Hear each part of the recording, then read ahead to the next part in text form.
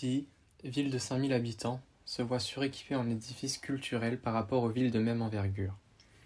La culture à Die se développe depuis les années 80, due à sa grande centralité présente depuis des siècles, ainsi que par une forte volonté politique. Le théâtre, dirigé par l'association Les Airs, est le seul du Diois. Il est l'un des premiers de la région à être conventionné d'intérêt national, avec le label Art en territoire, et la deuxième scène conventionnée du département, avec le Train-Théâtre de Porte-les-Valences. Le théâtre Les Airs n'a pas toujours été ce qu'il est aujourd'hui. En effet, à l'origine, le bâtiment servait comme aire de battage, ce qui a par la suite donné le nom à l'association gérant le théâtre. C'était un hangar agricole il y a très longtemps qui avait été utilisé par un industriel local de petite envergure qui avait besoin de stockage. Ce stockage ne satisfaisant plus parce que trop près de la ville et avec des allers-retours de camions qui n'étaient pas très faciles, vous savez où ça se trouve, avait donc l'idée de trouver une meilleure situation. Et donc ce bâtiment qui est toujours en état, hein, c'est toujours comme c'était il y a 25 ans et même avant, on s'est dit mais il faut le théâtre a dit on le fait là.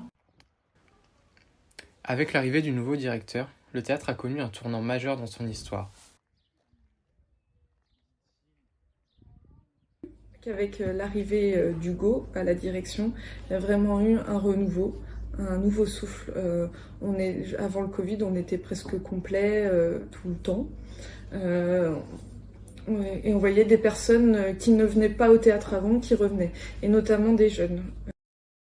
Je crois que majoritairement, ils viennent du Diois et de la Drôme, un peu plus largement, parce que quand on fait venir des compagnies un peu importantes, effectivement, les gens viennent depuis Creil, Loriol, Grenoble, ça arrive aussi, c'est plus rare, mais voilà. Et puis parfois, on a des personnes de Paris, voilà. Les spectacles du théâtre attirent tout public, majoritairement du Diois, voire du département ou de la région. De plus, le théâtre se caractérise par la diversité de ses financements. C'est un théâtre subventionné, donc c'est un théâtre qui vit parce qu'il a le support de la ville à travers la délégation de service public, comme je l'ai dit.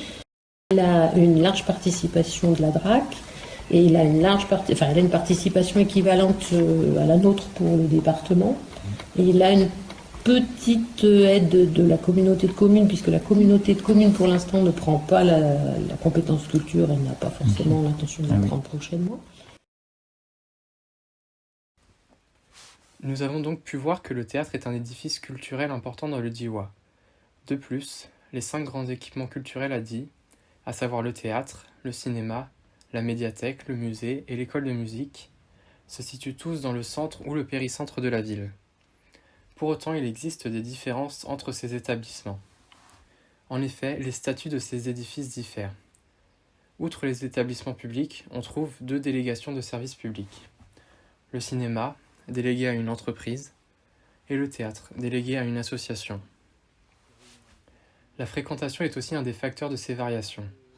Le musée est visité par les touristes durant la saison estivale, tandis que l'école de musique est fréquentée par les élèves qui y sont inscrits, ce qui en fait un établissement semi-public. Enfin, les financements sont source de grandes inégalités au sein de la culture dioise. Le musée connaît des difficultés économiques, puisque la mairie assure à la majorité de ses financements. Au contraire, le théâtre est l'édifice avec le plus de financeurs. On est un peu tout seul, j'avouerai que là-dessus on est un peu tout seul. C'est assez étonnant d'ailleurs, mais il y a il y a assez peu d'endroits où on est vraiment accompagné sur les cours. Mis à part la DRAC qui est vraiment la DRAC qui nous aide au maximum. Sur le théâtre. Sur le théâtre principalement. Parce que sur le reste. Mais sur le reste, non.